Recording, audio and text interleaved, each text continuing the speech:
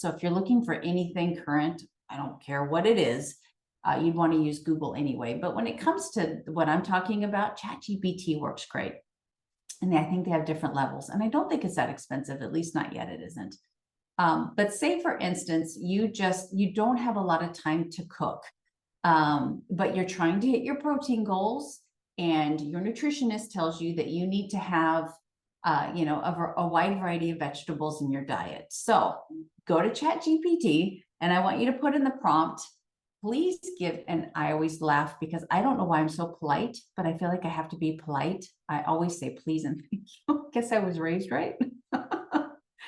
Please give me 5 baking sheet pan meals that serve 4 people, and each serving has 35 grams of protein, and I want you to include 3 vegetables in each recipe.